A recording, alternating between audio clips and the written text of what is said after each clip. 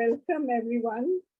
We've had a gap of almost 3 months and since our last lecture and the first of the season today with Aarti Bapat, auspicious lecture, I believe.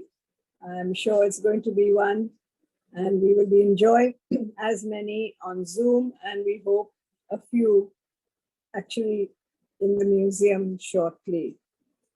So I hope everyone has kept well during this time and not had any health issues. We had this gap because we wanted to give our students a bit of a break and we wanted to give ourselves a bit of a break. Our members were also traveling and we had several things to catch up on as the city and the world opened up. So thank you once again for your support of the Museum Society of Mumbai. And on behalf of the chairperson, the trustees, and the Director General, Mr. Mukherjee, I welcome every one of you to this lecture this evening. A few words about our speaker. Aarti, I'm going to tell them that it was Dr. Saryu Doshi who introduced us to you, and you are working under her, with her, on a very interesting project in Pune on the subject of Jainism and the documentation of Jainism. So thank you, Saryu, Dr. Doshi, for making this introduction of Aarti and the Museum Society. We wanted to have this lecture actually a year ago, but I think we just missed all the Mahavir celebrations and April was a little difficult. So nonetheless, we're here today. So thank you so much, everyone, for joining. We have a good number with us. I'm sure they're all interested and looking forward to hearing you, Aarti. Aarti is actually an architect by profession. And she gravitated towards Indological studies, particularly ancient Indian culture, art, and architecture. This multifaceted background led to her appointment as an assistant curator for a proposed Jain museum project near Pune. For the past 6 years, she has led the team which has developed content towards enriching this museum experience. A few words about what we're going to hear today. Many of you know that between the two sects, very auspicious time takes place between the Digambars and the Shvetambars. And on this occasion of the Jain festival of Paryushana, we celebrate the known and lesser known aspects of the life and deeds of Tirthankara Mahavira as portrayed through the various artistic expressions which will be presented to you. A contemporary of Gautama Buddha, Mahavir, the 24th and last Tirthankar of this era of the Jain cosmic cycle, lived in 6th century BC. His teachings are the core of the Jain living tradition, inspiring one and all, not only followers of the Jain religion, but his philosophy is so universal that a lot of us get strength and succor from hearing his teachings. I don't wish to stand between you and the speaker. I have another pleasant announcement to make. The people who've been in, the young students who've been helping us these last 3 years during lockdown are moving on to different careers. They've finished their student and their postgraduate life. So I really wish you, Mrinalini and Aishwarya, a safe journey onwards. Keep in touch with us. We're always here and our arms are open and outstretched to welcome you back at any time. And Yashraj will continue from the old team. And I welcome Hirdaya and Albin. We hope and wish you all success with our society. So thank you very, very much. Our next lecture is on Saturday. Professor Dr. Anita Rane Kothari, my colleague and vice chairman of the Museum Society, will be giving you details about this lecture, which is jointly hosted with the Maritime Museum Society. And now I hand you over to our speaker of this evening. Welcome, Aarti, and we're looking forward to your lecture. Over to you, tech team. Thank you very much. Thank you. Thank you so much, Dr. Firoza, and a very good evening to all of you. And thank you so much for being here. I'm really grateful to the Museum Society of Mumbai and CSMBS for giving me an opportunity to connect with all of you. And I hope you'll have a good time. So I think I shall start my presentation. Well, as already introduced by Dr. Firoza, the topic for my talk today is the spiritual victor, Tirthankara Mahavira. Now, in my talk today, I will be talking about three main things. The first part of my talk is talking a little bit, giving a little background of the actual age, the age where royal spiritual leaders like Tirthankara Mahavira, Gautam Buddha appeared. So this is giving a little global background. Then I will slowly move on into the life and deeds of Mahavir as depicted through the Shwetambar sources. And towards the end of my talk, I'd like to talk a little bit about the festival of Paryushan, which is incidentally still going on. The Shwetambars have already finished their Paryushan, and the Dasalakshana is still going on, which is celebrated by the Digambar Jains. So I think I'd like to talk about that. And I hope by the end of this talk, I would have kind of acquainted you with some of the basic concepts of Jainism, a little understanding of how these translate actually into practice. Like, for example, the Paryushan that we shall be talking about, that these festivals are not just celebratory, but more reminders of the core message of the Tirthankars, of course, with a little celebratory outward role to it. So that is my framework for today's talk, and we begin. So this is about the actual age. Now, scholars throughout have always tried to map a common history of the world, trying to find out what are the similarities, mapping the developments which are happening in all the civilizations around the world. And one such scholar was Karl Jaspers, a Swiss-German philosopher, and he coined this term, the actual age. This actual age refers to this time period between 8th century BCE to about 2nd to 3rd century BCE, and is also, he kind of proposes this thought that this is a pivotal age. Pivotal how is what we will see. So what Karl Jaspers proposed is that new ways of thinking appear in different parts of Eurasia. And there is a striking parallel development which is happening without any obvious cultural contact between any of these. Now, the major regions that he was talking about was Greece, the region of Iran and Persia, India, of course, and then we have China.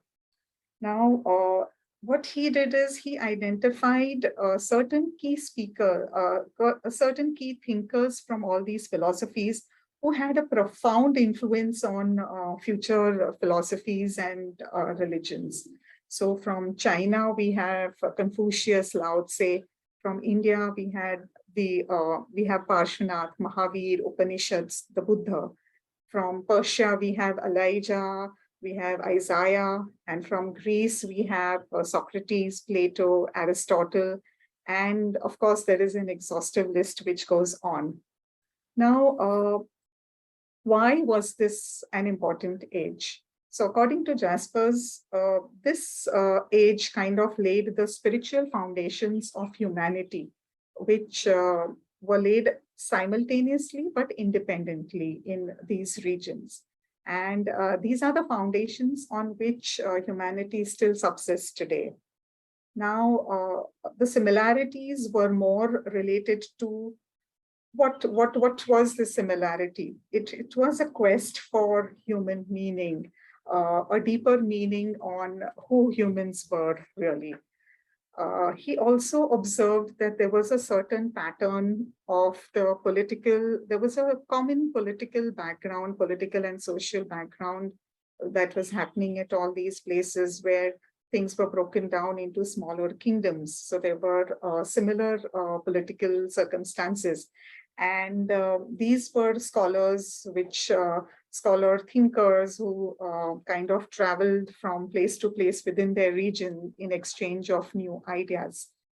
So some of these thinkers proposed new theories like that of the Buddha, while some kind of they laid base on existing theories and proposed evolutionary thoughts in the existing systems. There was a new spiritual awakening which happens at this time, and there is a shift of perception from societal values to individual values. So it kind of becomes it becomes human centric. So man is at the center. Jaspers also kind of saw that this was a time of intense intellectual and religious development, which of course continues till today. And the questions that all these thinkers had were very, very basic as, the meaning, the purpose of life, what is the meaning of suffering, the good and the bad. So while all of these thinkers were finding answers for themselves within their regions, there was a certain universal quality about it. All these were universal concerns. So, so it was not just for themselves, but it was like they were global solutions which they were proposing in their regions of work. Another major advance, a leap that we kind of see in the philosophical thinking is about the ideas of ultimate truth or reality or perception. They started thinking that they started thinking about the limits of perception, and somewhere this thought seeps in that they assume that there is something beyond the visible. So a kind of a certain transcendental quality, if I may say. Now, this universal truth is seen beyond, this was something which is beyond the world which is conceivable by humans. It is beyond space and time and beyond human comprehension. And it was this thought that actually formed the basis of most of the religious traditions that exist today, which is why Jaspers termed this age as the pivotal age. Now, before the actual age, there were the gods which were powerful and revered. But now, what is happening is that with this realization that something exists beyond our universe, there are people who the worship is kind of trying to connect to this universe, something which is beyond the transcendental. So so the worship is kind of trying to make a connection with this. There is also an idea of equality that is setting in. Everyone has the potential and essential quality that gives them value as human beings. So this is an eternal identity. So this eternal identity emerges, and I think then who I am in this world didn't matter a lot. When you know that there is a connection with something ultimate and something beyond. So what happened as a consequence of this was that the people started feeling responsible. There was a certain responsibility for their own faith, their own behavior, their own actions. They wanted to connect with this ultimate truth. And for this, they ended up involving themselves in spiritual discipline and trying trying to better their lives and make a satisfying and fulfilling life. Now, there are efforts that some try to read the scriptures. They also kind of try to develop a discipline where they can make this connection and how they can add more meaning and purpose with their life. Another thing that happens during this time is also a lot of gurus or spiritual teachers which are emerging as opposed to the priests. So these gurus were more a link. They helped people connect with the ultimate or what is transcendental and help making their lives better. Now, wisdom in this age was not to gain power, but to realize that one has to transcend this illusory world and kind of, awaken to a world that is real and understand this universal truth. There were also some reformations in terms of the understanding of the cosmos that is happening at this time. And also this realization that our human actions kind of have a consequence on, have a cosmic significance. So through our moral actions, we can either make the world a better place or a worse place. So again, as I mentioned, this quality of self, the morality or rather the self-behavior, the control of the behavior is kind of setting in. So in a sense, all these schools of thought were incredibly revolutionary for that time and left an imprint and an indelible impression on human philosophy and psychology, which kind of exists even today, and it greatly to an extent affects our ethical values today as well. Now, interestingly, these are some of the contemporary philosophers which the Buddhist literature talks about. These were the contemporaries of Gautam Buddha, and it states you had Nirgrantha Gnataputra, you had Mankhaliputra Goshala, you had Purana Kashyapa, Ajita Kesha Kambali, Buddha Katyayana, and Sanjay Vedattiputra. Now, all these were philosophers who were contemporary to Gautam Buddha. We also have some references from the Jain sources. The Sutra Kritang, the Jain text of Sutra Kritang talks about 4 different schools of thought. And further, it's Niryukti, the Sutra Kritang Niryukti talks about 363 schools of thought. Later, the another Jain text of the Aupapatika Sutra talks that there were monastic schools which differed in their tenets and in their conduct. So all this is just a little, I think this adds to the fact of the religious and spiritual activity which is going on in India at that time as well, with a lot happening with the Upanishad personalities as well. I'm sure most of you are acquainted with most of the Jain concepts, but I'd like to talk about a few as I find them relevant to what I am going to talk about. Now, in Jainism, the world neither has a beginning nor an end. It is eternal, just as Jainism is. And in the Jain concept of the cosmic cycle of time, the cycle is envisioned like a rotation of a wheel, which goes up and down continuously. Now, each half is subdivided into 6 phases, which are differentiated by the levels of happiness or unhappiness. And in both of these halves, the Tirthankaras or the spiritual guides appear in the 3rd and the 4th ara or the section. to guide the people and lead the people. This is a detail about one half the descending cycle, which starts from the happy, happy times and ultimately goes on to the unhappy and the sorrowful times.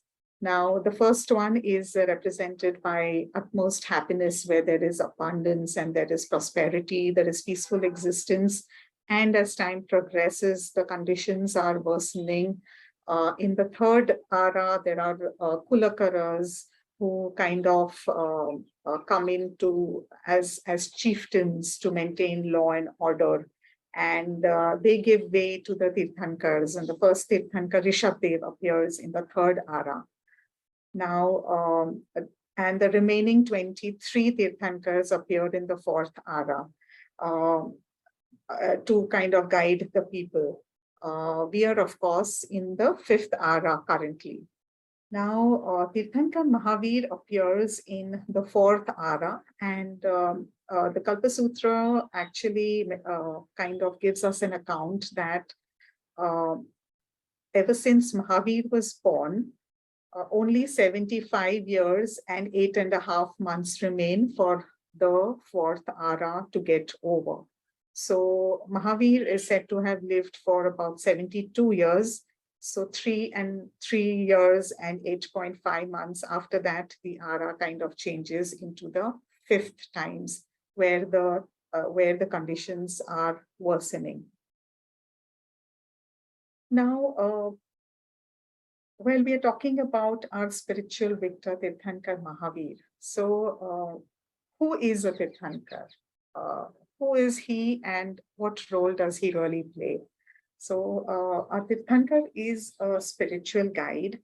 And since Jainism does not believe in the concept of God, a supreme being, either as a creator or as someone who gives boons, there is no divine grace. What happens is they believe in self-effort, and each individual has to work for their own salvation or their own liberation. So what happens is that the Tirthankar or the spiritual guides play a very important role as they play the role of guides and not that of a god or who grants boons.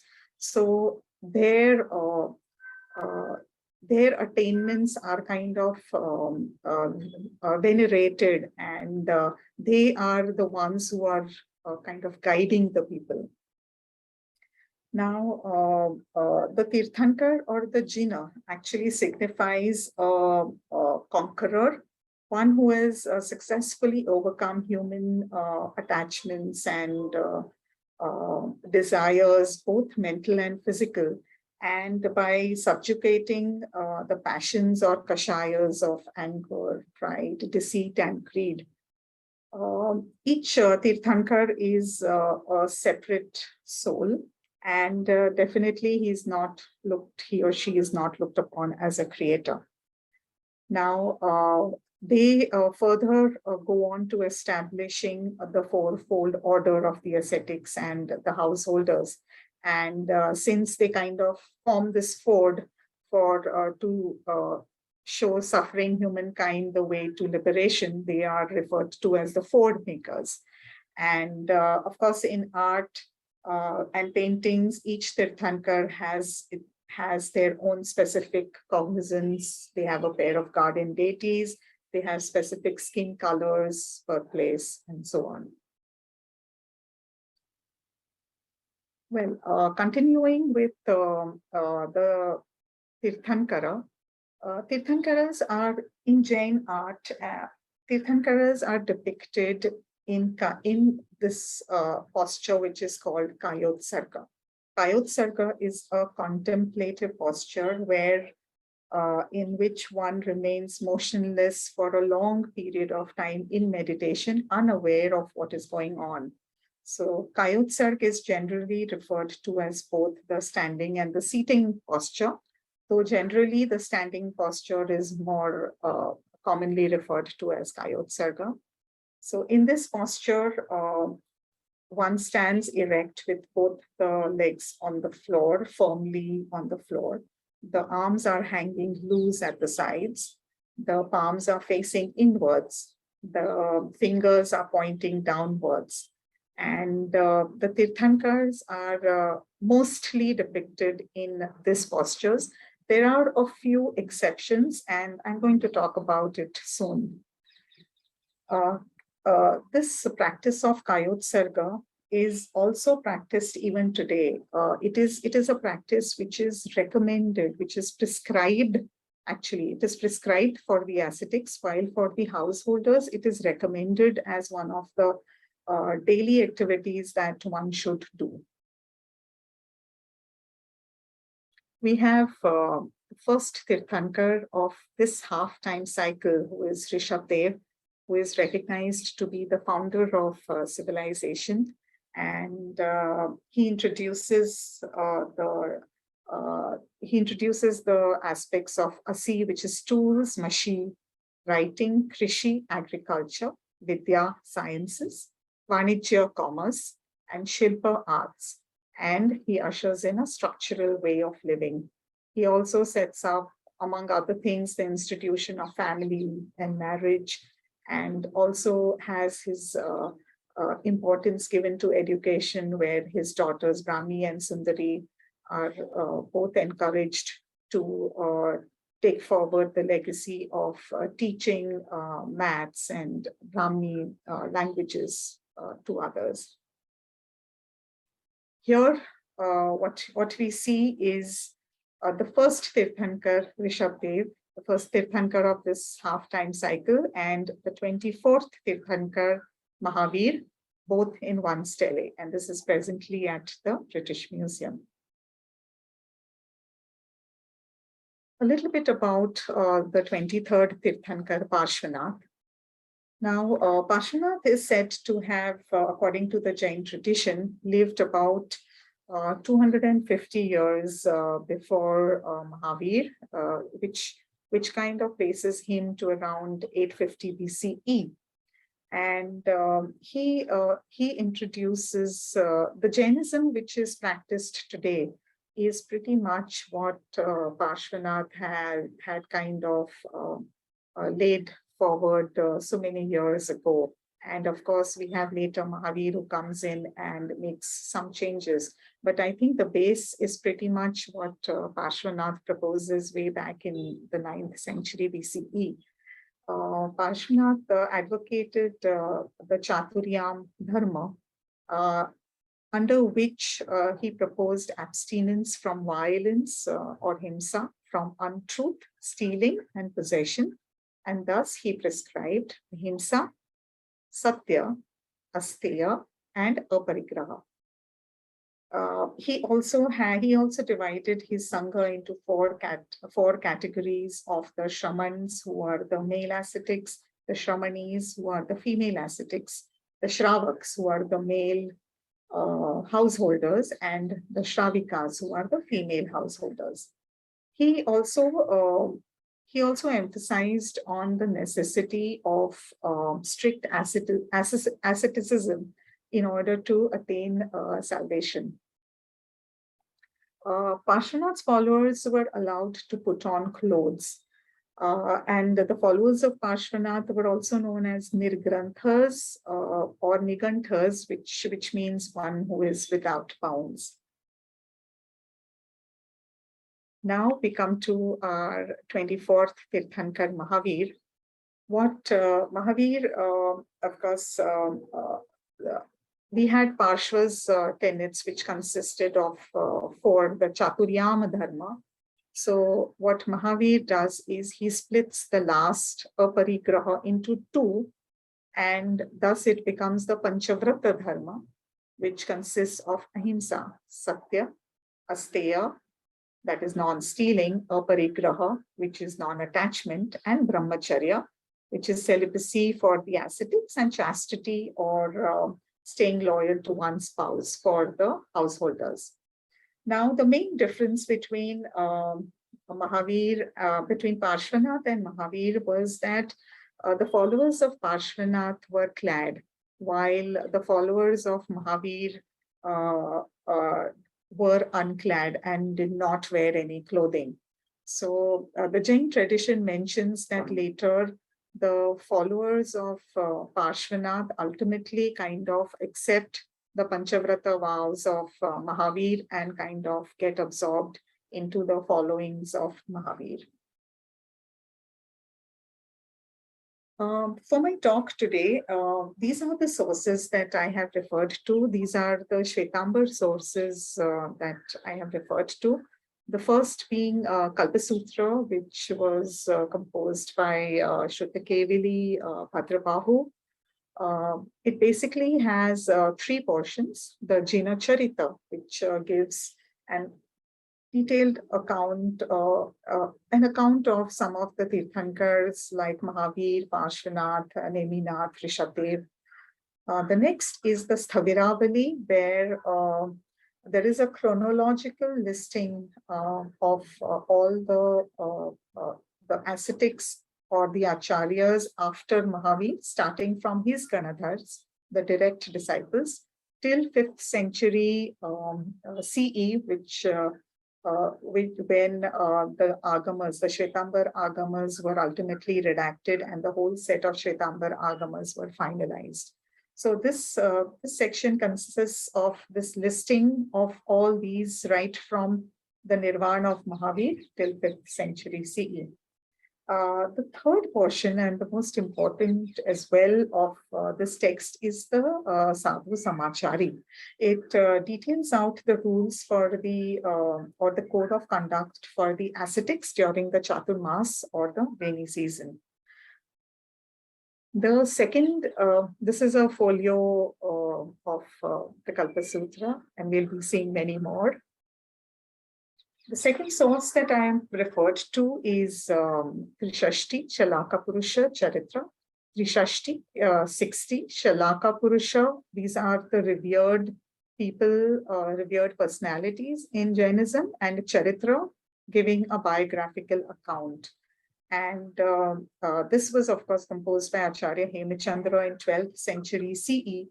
And it gives a detailed account of all the lives of Tirthankaras, the Chakravartis, the Baladevs, Vasudevs, Prati Vasudevs. But more importantly, Kalpasutra is one of the earliest sources which mentions the biography of Mahavir. What happens is, by the time Trishashti Shalaka Purush Charitra is composed, this biography grows in scale, and we have more detailed accounts of the previous lives, details of what happens during the life, and all related accounts. Talking about Tirthankara Mahavir, Mahavir was born in 599 BCE into a royal Kshatriya family in Kundagram. This is, of course, as per the Shwetambar tradition. And in the modern day Bihar, his mother was Queen Trishula, who was the sister of King Chetaka of Vaishali, who was a Lichavi of the Lichavi clan. And his father was Siddhartha, who was of the Ikshvaku lineage and belonged to the Gnatra clan. Both his parents, Siddhartha and Trishula, were followers of Parshvanath, is what tradition tells us. Now, Vardhaman was the youngest. He had an elder brother called Nandivardhana and elder sister Sudarshana. And as per the Shwetambar accounts, he further goes on to marry Yashoda, and they have a daughter called Priyadarshana or Anuja mentioned in the Shwetambar sources.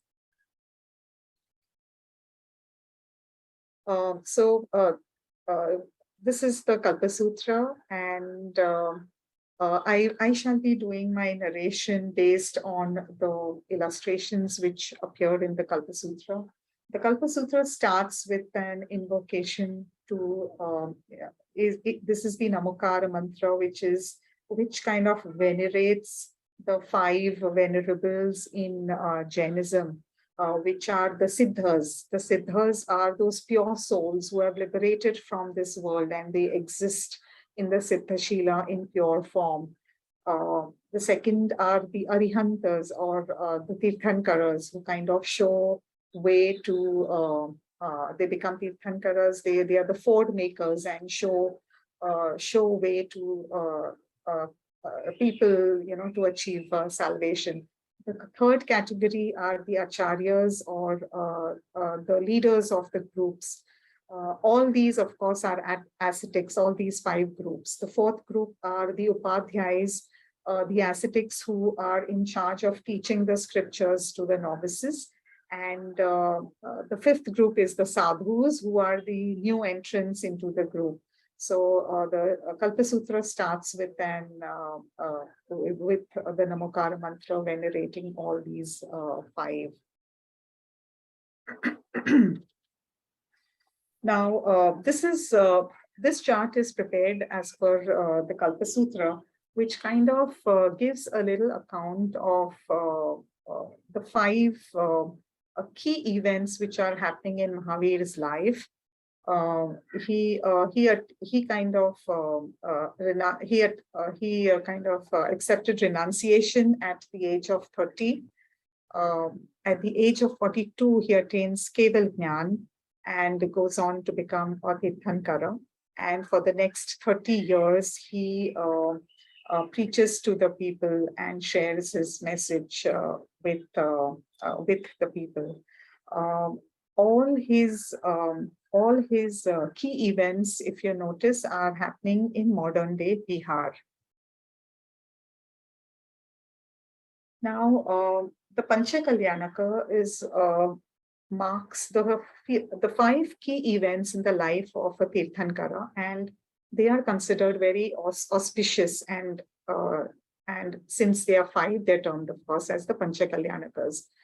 All the Pancha Kalyanakas of all the 24 Tirthankaras are considered as very auspicious days, and the devout kind of have things planned on most of these days.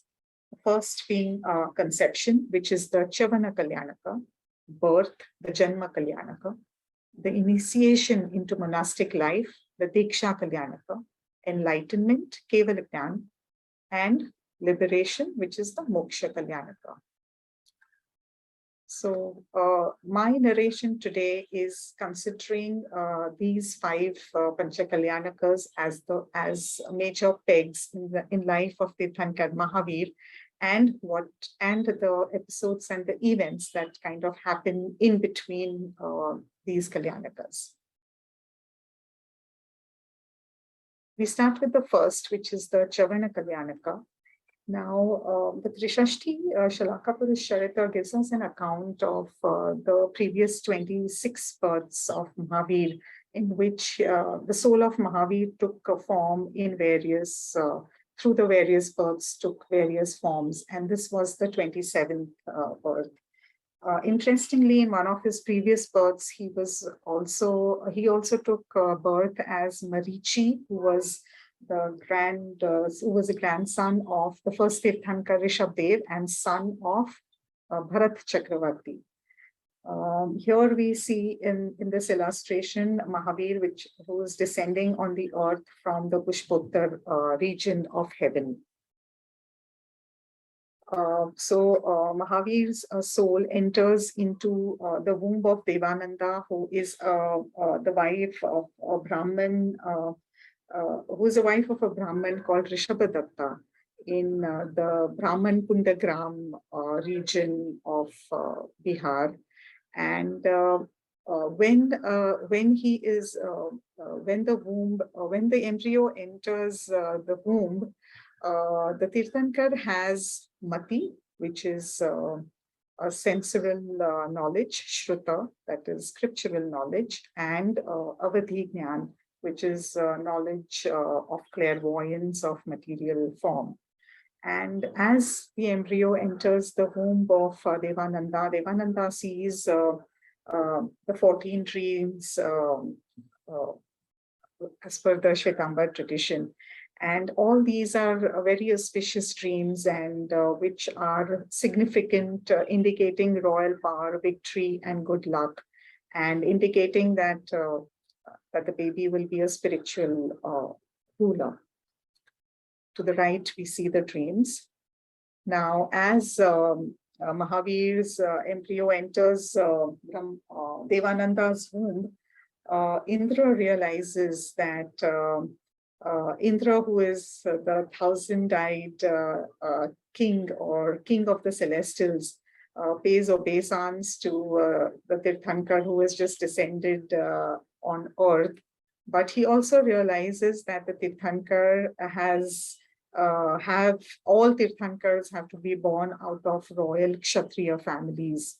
Hence, he decides to transfer the embryo of Mahavir from the Brahmin lady Devananda to Kshatriya queen Trishala, who was the wife of King Siddhartha. Now, this legend of the embryo transfer is not accepted by the Digambaras.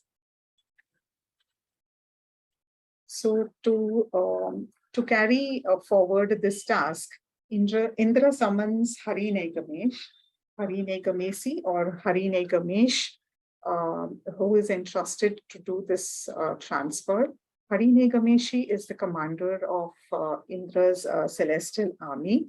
And in Jain art, he is generally depicted with a human body and a head of either an antelope or a goat or a ram. And interestingly, in the Indic tradition, Nagamesh was associated with procreation and protection of children and referred to as Nejamesha in ancient times. So here we see in this folio, we see Harinegamesh doing the transfer, taking away the embryo from Devananda to that of Trishala. This transfer of embryo happens on the 83rd day. So the embryo stays with Devananda for about 82 days, as per the Kalpa Sutra. Now, as the embryo enters the womb of Queen Trishala, she sees the exact 14 dreams as seen by Devananda. And here we see the 14 dreams which are surrounded by Goddess Lakshmi, Shri at the center. We have an elephant, a bull, a lion, a garland of flowers, the sun and the moon, a flag, a vase, a pond, an ocean, a celestial vehicle, a heap of jewels, and a burning flame. Now, as soon as she sees these dreams, Trishala is excited and goes and conveys these to her husband, King Siddhartha, who then invites a group of consultants and advisors to interpret these dreams. They predict that the dreams that Trishala has seen are extremely auspicious, and the baby to be born is either going to be Dharma, a Chakravartin, a spiritual leader, or a Chakravartin, who is a universal monarch. The Siddhartha and Trishala are related, and as the embryo has entered Trishala's womb, there is a marked increase in wealth and prosperity, happiness in the kingdom, and thus the parents decide that they are going to name the baby Vardhaman, which means the increasing one, befitting the supreme merits of the child. So while out of compassion for his mother, Mahavir does not stir in Queen Trishala's home. He remains quiet, but this kind of worries Trishala, and she's worried whether she gets anxious and she begins to doubt whether the embryo has withered away. Knowing this, Mahavir moves and stirs in the womb, and this, of course, gives some solace to Queen Trishala, and she is now happy. But this is when Mahavir, while in the womb, makes a resolve that he will not accept renunciation until his parents are living. So this is something that carries forward in his life sketch. We come to the next Kalyanaka, which is the second one from the left that you see in the bottom. Mahavir is born on Chaitra Shukla Trayodashi, which falls roughly around March to April, and in Kundagram. And at his birth, Siddharth's kingdom is showered with riches, and the celestials come down, and a lot of celebrations are happening. So the birth is what you see to the left, and to the right, you see Indra, who takes baby Mahavir to Mount Meru for the anointing ceremony. Celebrations continue, and all the birth rituals are followed. And as pre-decided, the parents name the baby Vardhaman, which means owing to the increase in the riches and prosperity.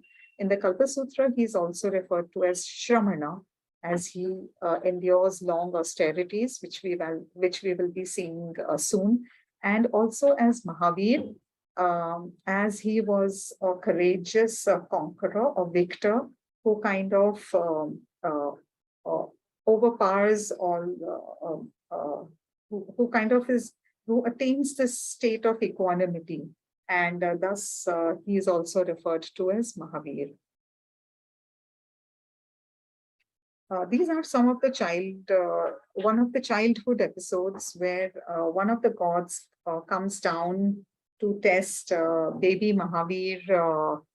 So Mahavir is about 9 or 10 years old, and this Deva decides to come down on earth to test Mahavir. And Mahavir and his friends were playing this game called Amalaki Krida, and which is more like touch and go. And while so this Deva assumes the form of a serpent and tries to scare all the kids away. All the other kids kind of run away, but Mahavir is undeterred. He picks up the snake and flings it and throws it away like a rope. Next, then the Deva tries to assume a huge form of a demon and tries to scare little Mahavir, but Mahavir is unmoved. He kind of just punches a fist on the back of this Deva and overpowers him. The Deva realizes his folly and asks for forgiveness, and of course returns back to his place. Mahavir now matures into a young man, and though his parents were aware that Mahavir had always been inclined towards renunciation, they kind of persuade him to get married, and which he does. He marries Princess Yashoda, the king of the daughter of King Samaravira, and later they go on to have a daughter named Priyadarshana. At the age of 28, Mahavir's parents pass away, and Mahavir thinks that it's time for him to renounce. But at this time, Nandivardhan, his elder brother, is grieving, and he asks Mahavir to stay on for a little while, and Mahavir obliges. Now, during this time of about 1.5 to 2 years that Mahavir is staying in the kingdom, though he is staying in the kingdom as a prince, he now is starting or readying up for his renunciation. So though he is adorned with ornaments and crown on him, he by nature starts devoting himself towards meditation, he starts practicing Kayotsarga, chastity, and kind of living the life of an ascetic. He starts giving up, in the illustration here, you see he starts giving up all his possessions, including gold, his subject, and his wealth. Now, this phase of his life is depicted in actual form, and this is one of the depictions of Tirthankars, which is called as Jivanta Swami. So in this particular form of depiction, what you see on the Tirthankar, otherwise Tirthankars are shown unadorned and absolutely only in Kayotsarga. But this is a special depiction in which the Tirthankar is shown with ornaments, and though with ornaments, but the pose is that of meditation. So that which is why, because he's still the prince, he's depicted with a crown and ornaments on him. Now, Hemachandra Suri in his Trishashti Shalakapurit Charitra mentions that while Tirthankar Mahavir was still living, and in this phase, there was a uh, uh, image of him made, a Goshirsha Chandan image made of him during this time. And because it was made at this time when he was still living, this kind of form is referred to as the Jivanta Swami Pratima. Now, this Pratima it also serves as a model for the householders, that even while leading a worldly life, one can remain detached and try to steer away from the passions of anger, pride, deceit, and greed. With time, this depiction of the Jivanta Swami Pratima of Tirthankars, initially this was shown only for Mahavir, but later on all Tirthankars had their Pratimas. But with time, the importance of these images grew, and they started being depicted as venerated, like the Tirthankars are venerated, which is why you see the three chhatra on top, and you see the garden deities, and all the parikara is similar to that of what you would see for a Tirthankara who's actually attained Keval Jnana. This was a stage much before that stage. Of course, Mahavir accepts Diksha, and he seeks permission, and he kind of Nadivardhan has a palanquin made for him, is what you see here, and he goes to this vana where he kind of does the Panchamushti Alochana, the 5 fistful of hairs, indicating that he has accepted Diksha. So this is the 5 fistful, or the Panchamushti Lochan, which is happening. Now, during this phase of renunciation, this is a phase of rigorous austerities. And the Tirthankar undergoes a series of grueling physical and mental trials, which are referred to as upsargas. And these upsargas test his strength and mental fortitude. There are a couple of them which are mentioned in detail in the Trishashti Shalaka Purusha Charitra.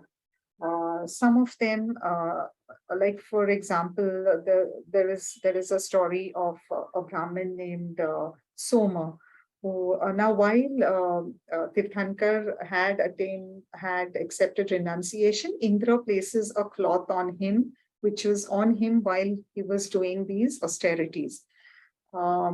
While he was doing these austerities, a Brahmin named Soma approaches him and mentions that he was not present while he was giving away his possessions and riches to people. So what Mahavir does is he tears his cloth and gives half of his Devadusha to Soma.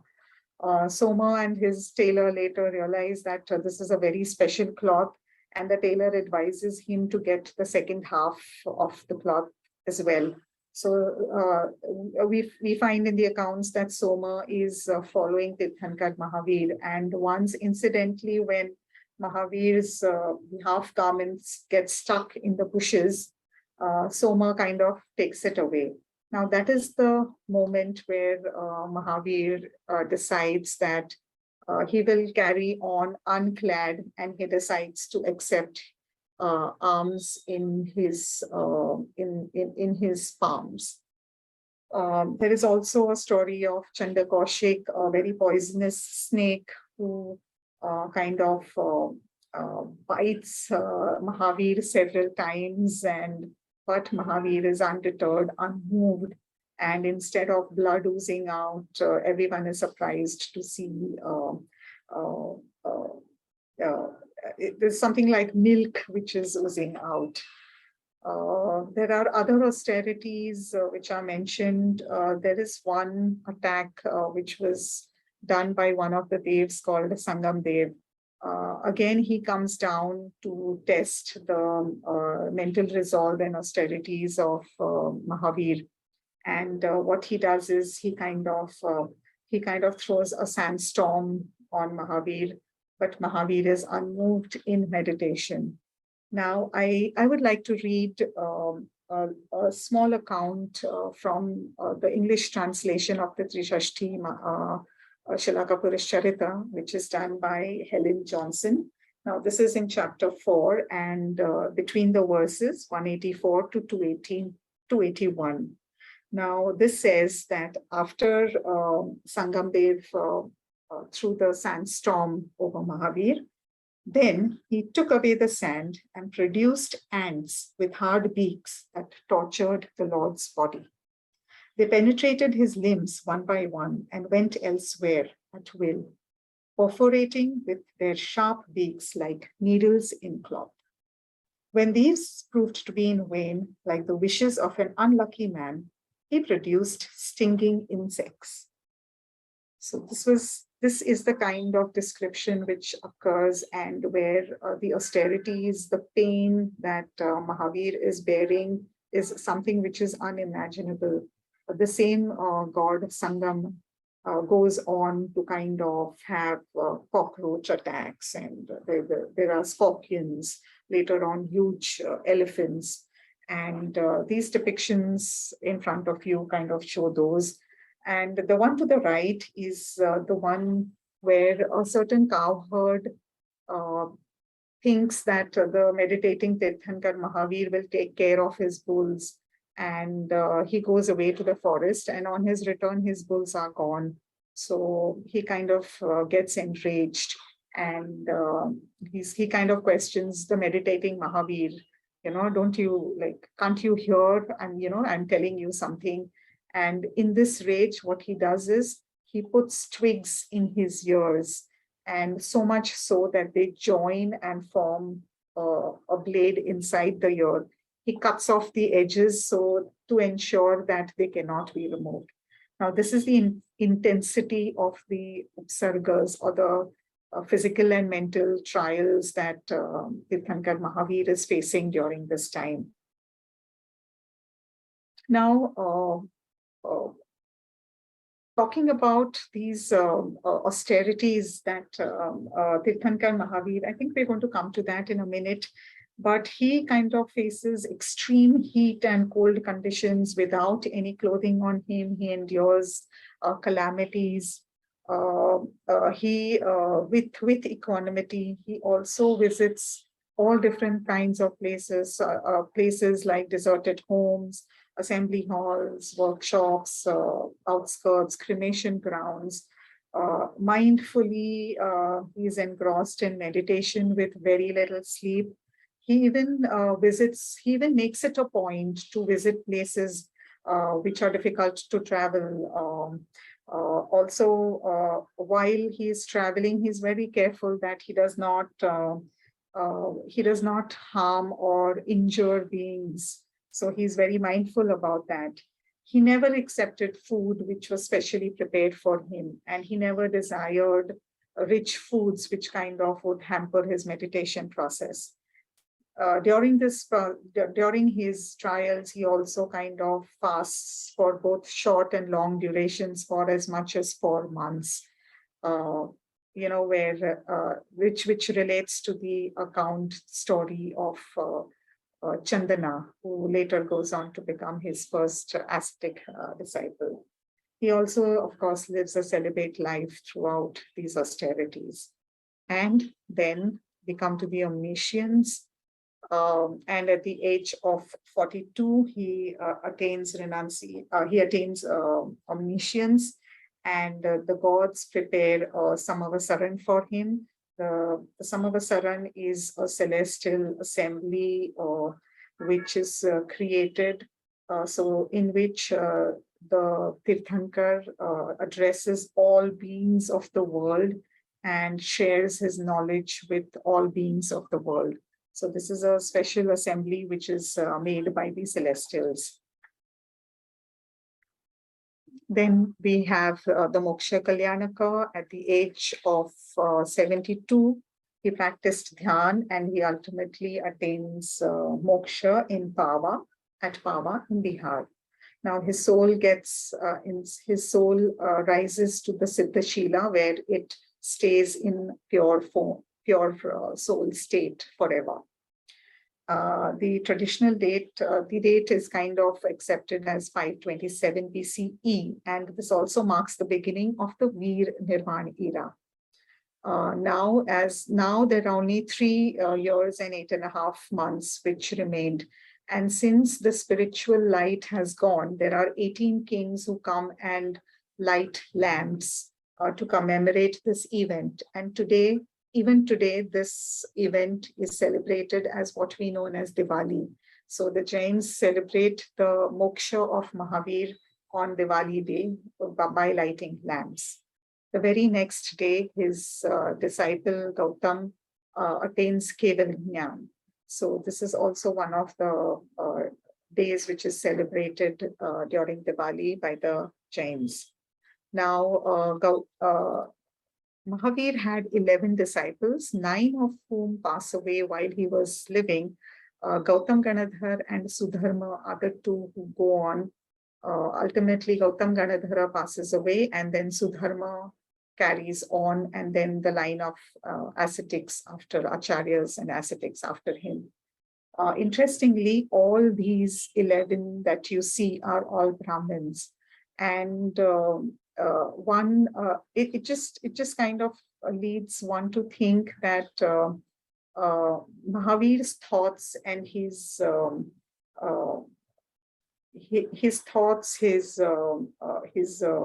teachings were so convincing and so logical that all these 12 Brahmins who otherwise would have been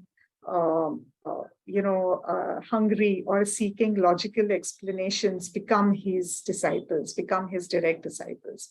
So I think this is one of the indicators which shows the greatness, the thought and the character of Tirthankara Mahavir.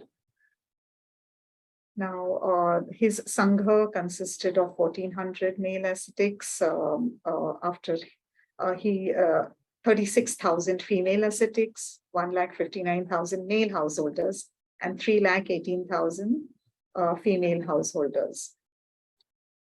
The places that he visited are listed in detail in the Trishashti Shalaka Purush Charitra, and which are listed in front of you. Mostly these places correspond to the regions of Bihar, UP, and West Bengal in modern times. Now, there are different names of Mahavir which appear in the Kalpa Sutra, which we already saw. He's also referred to as the Gnatraputra, owing to the clan of his father, King Siddhartha. He's also referred to as the Vaishalika, because he was from Vaishali, Nirgrantha, as he was free from knots. In the Buddhist sources, he's mentioned as Nataputta, Nayaputta, Nirgrantha.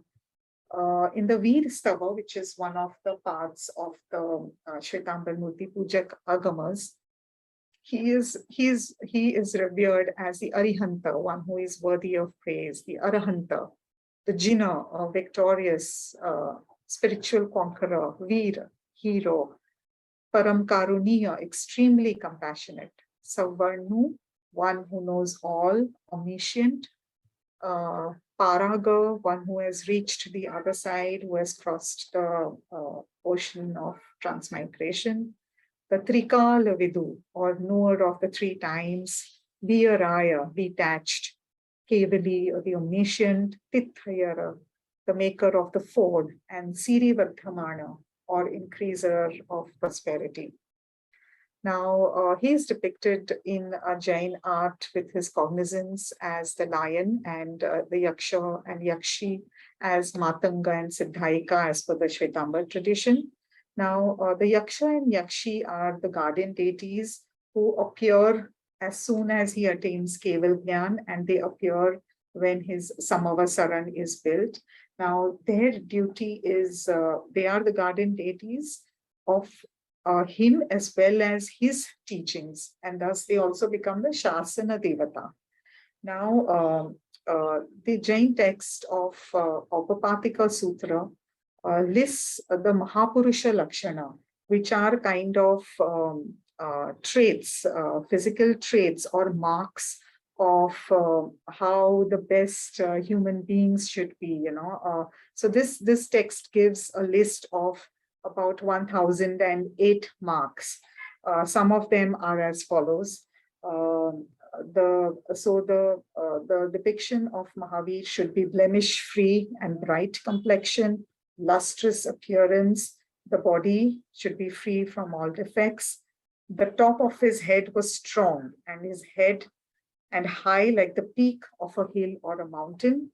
The hair on the head, which is should be arranged in curls, which is systematic. The face to be perfect and calm, like the moon. The eyes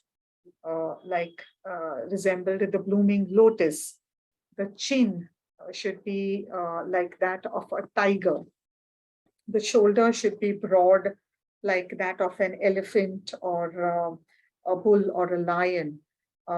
The soft fleshy hands with no gaps between the fingers, which are rounded like the cobra with an expanded hood. The palms should show the signs of the sun, moon, chakra, conch, the clockwise swastika. Broad, well-developed chest with having the mark of a Srivatsa, and a deep navel like the newly blossomed lotus. Was like a spiral inside, like the clockwise whirling wave of Ganga. So these are some of the descriptions given for the depiction of Mahavir. What we see are some more depictions. These are some of the depictions of Mahavir from Karnataka. This is the Mahavir temple at Oshia, Rajasthan. Quickly, I am going to talk about his teachings primarily, which are those of Ahimsa, Anekantavad, and Aparigraha. Ahimsa, which should be kind of formed both at the physical level as well as the mental level, and it should be mindfully performed in all the three forms of Man, which is the mind, Vachan, which is speech, and Kaya, which is the body. And one should also not indulge oneself, which is Krita, not make others indulge in acts of violence, Karita, or not endorse others' acts of violence, which is Anumodita. Tirthankara Mahavir also kind of preaches respect for every jiva in the world, and Parasparopa Graho Jivanam refers to that all living beings are interdependent, and each living being each jiva should be respected. He also proposes the theory of Anekantvad, which is the doctrine of multiplicity of viewpoints, and the verbal expression of Anekantvad, which is a Syadvad, which is expressed through the Saptabhangi Naya.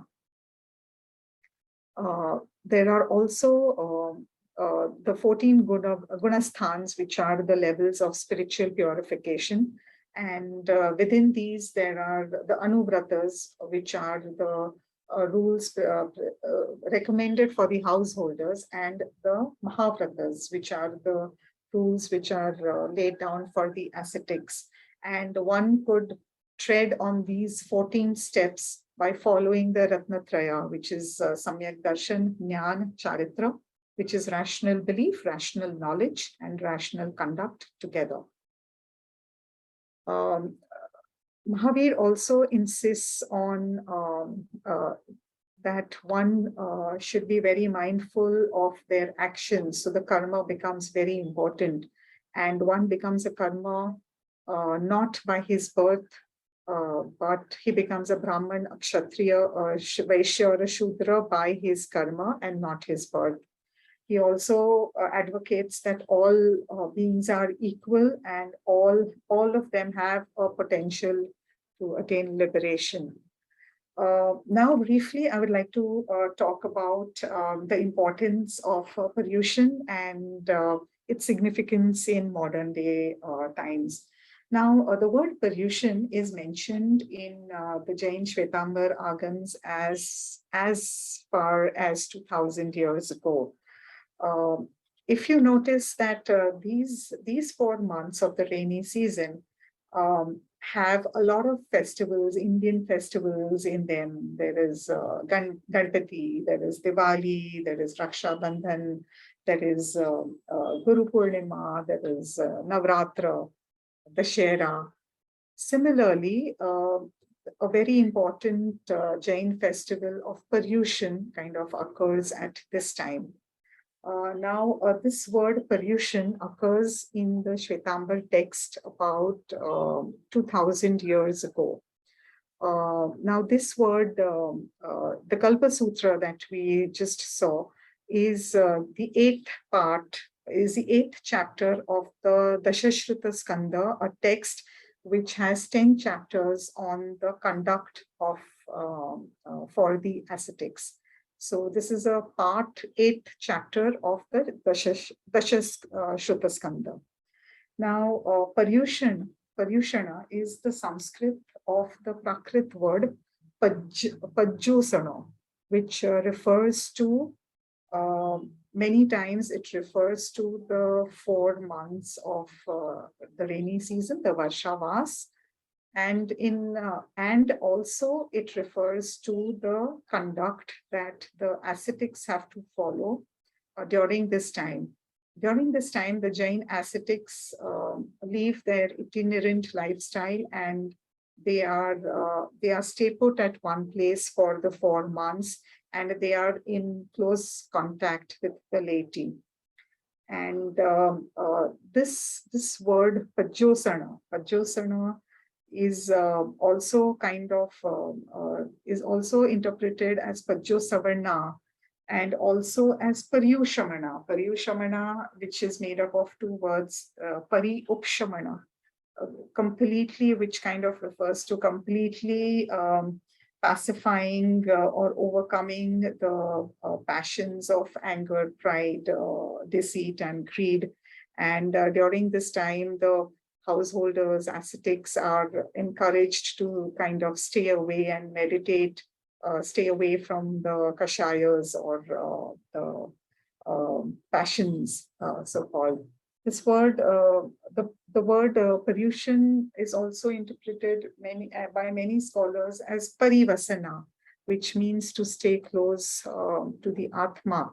And this is the time where where ascetics and householders are encouraged to kind of do meditation, to look inwards, and to kind of mull over the core messages of the Tirthankaras. Though outwardly this festival might seem celebratory, the Paryushan festival is actually a spiritual festival where the core message is to internalize. The celebratory parts, of course, are outer layers of this festival, but the spiritual meditating on the core teachings of Mahavir is something which is encouraged during this time. So Paryushan is, so there are a lot of spiritual and religious activities which take place during Paryushan. There is fasting, there is meditating, there is reading and listening to the scriptures, listening to the sermons of the ascetics. It also has this important day, which is that of Pratikraman and Kshamapana. Kshamapana, which is seeking forgiveness and forgiving others. Now, the date of beginning of Paryushan differs with the various sects. The Shvetambars celebrate Paryushan for 8 days, and it is known as Paryushan. The Digambars celebrate it for 10 days after that, and it is referred to as the Salakshana Parva. So the date of beginning of for the Shvetambar Murti Pujaks and the Sthanakvasis could stagger for a day, but both of them, of course, have it for 8 days, and then the Digambars have it for 10 days. The Shvetambar Murti Pujaks do a reading of the Kalpa Sutra, while the Sthanakvasis do a reading of the Jain text of Antakrita Dashanga, while the Digambars read the Tattvartha Sutra during the time of the Salakshana Parva, which presently is still going on. Now, this is a time where the ascetics and householders, there is a lot of interaction happening between them, since the ascetics are at one place for a dedicated period of time. And of course, there are specific code of conducts which are laid down for the ascetics. But a legend has it that the Kalpa Sutra reading was done for the first time publicly in the court of a king named Dhruva Sen, who was grieving his son's death. And it was read out to him to console him. And after that, this became a very popular activity of reading Kalpa Sutra. So this goes back to about 1500 years ago. So right from about 5th century CE is this pattern that we see. Talking about how it is celebrated in the modern times today, I think the main intention during these days of Paryushan is that all the ascetics and the laity are encouraged to involve in activities which have least himsa in it. So as a result, they kind of have a strained water, they have a special diet, they kind of eat before sunset. And there is a lot of increased fasting that happens on these 8 days of the Shvetambar Paryushan. Some fast for, they kind of take food only for one day, which is known as Ekasana. Some take food only twice daily, which is referred to as Vyasana. Some kind of fast for all the 8 days, which is called as Athai.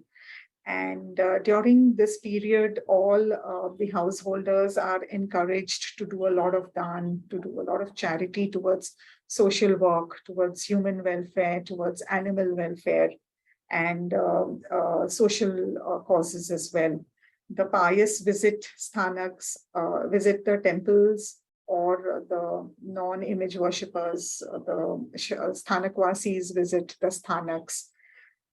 And during this entire time of 8 days, the reading of the Kalpa Sutra is done.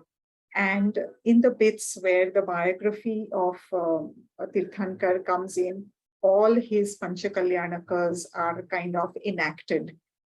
So the birth, the conception is enacted with the dreams, the birth happening, where there is an Indra and Indrani who kind of actually symbolically do the Abhishek for the baby Tirthankara Mahavira, and so on. So this is a little celebratory aspect that the Shvetambar Jains follow, or kind of they kind of indulge in during the Paryushan.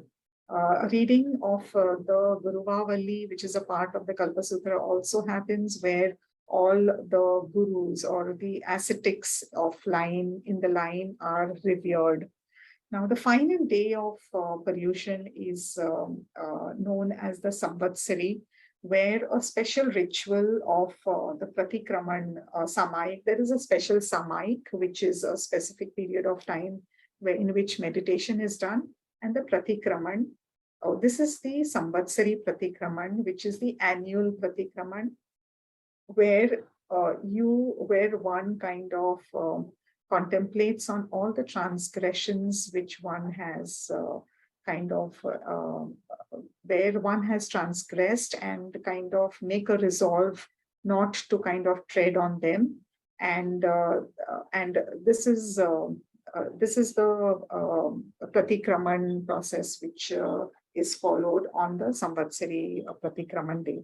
Another important aspect of the Jain festival of pollution is this last day. It is celebrated as that of is celebrated as Kshama Divas or Kshamapana Divas, where all the Jains greet each other, forgiving others as well as seeking for forgiveness from each other.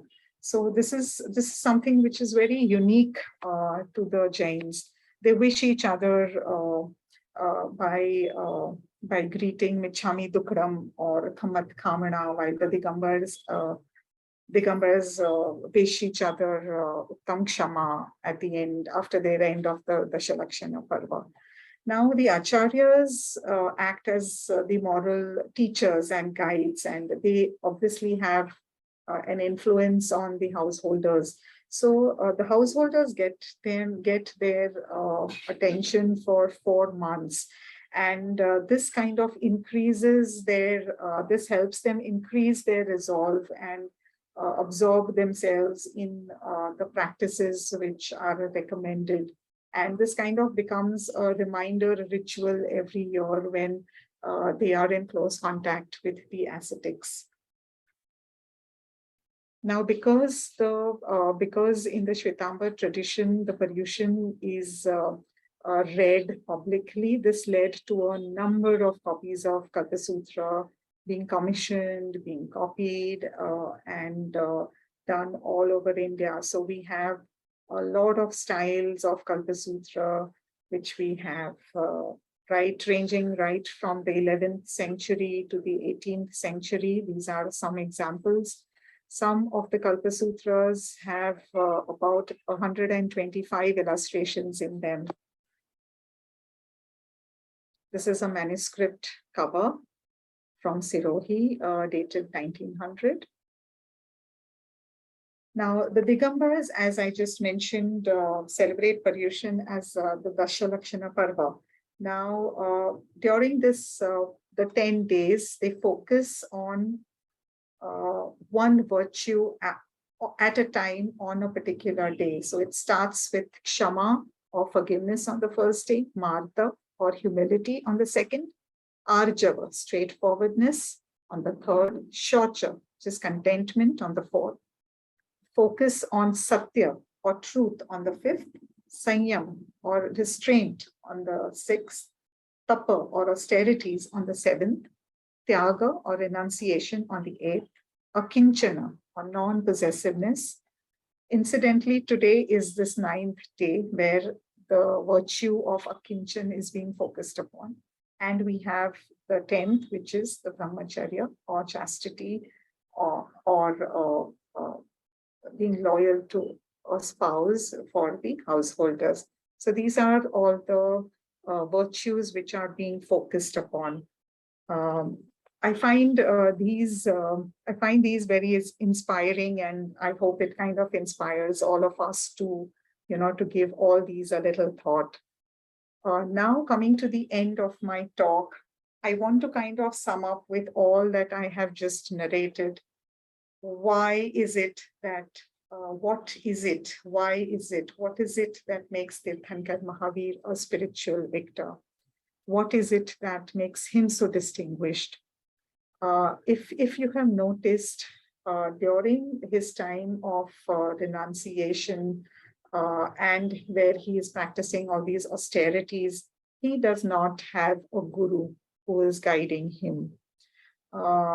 He, even during meditation and even later after he becomes a Tirthankara, he does not attack other religious traditions. There is no mention of him having arguments or kind of negative thoughts towards other religious traditions. there are no accounts of miracles that he's performing in public to impress people or to try to get people within his fold. We don't see any effort for him to kind of have a large following or try to popularize himself to have this large following. There are no political favors that he is doing that he kind of could have very easily attaining his, considering his spiritual upliftment. But there are no political favors that we see that he does. He does not also work towards spreading his religious tradition, is what we see. Interestingly, even his child, the texts, the Jain texts, whenever they are kind of listing the biographies, there is very little mention about the childhood episodes. There is more stress on the austerities and his message that he gives after he becomes a Tirthankara. So the stress is more on, ultimately, I think all this, the focus is more on his spiritual quest and all his self-efforts that he takes to kind of reach there. And that's what I think, according to me, makes him so distinguished, and which is why I think he truly deserves to be called the spiritual victor. And with this, I think I'm coming to the end of my talk, and I hope Tirthankara Mahavira inspires all of us to internalize, to contemplate, and to kind of, focus more on the inner self. And such were the life and deeds of Tirthankara Mahavira. I'd like to thank Dr. Abhay Firodia, who is the chairman of Amar Prerna Trust, who is proposing this Jain museum, which is happening near Pune, Dr. Zamkhedkar, and all our mentor scholars, Dr. Ashok Singh, Dr. Nalini Zoshi, all my team members, for all the countless discussions that we have for all topics. And I would, of course, like to give and convey my special gratitude to whom I consider my friend, philosopher and guide, Dr. Saryu Doshi, for her constant encouragement, support, and invaluable suggestions, comments, and feedback. And with this, I'd like to thank all of you, and thank you so much for the patient hearing. And I hope Tirthankara Mahavira's life and deeds inspires all of you as well. This is my contact. I have my emails, which are mentioned here. You may please feel free to contact me for any comments or feedback, which I shall be happy to discuss. Thank you.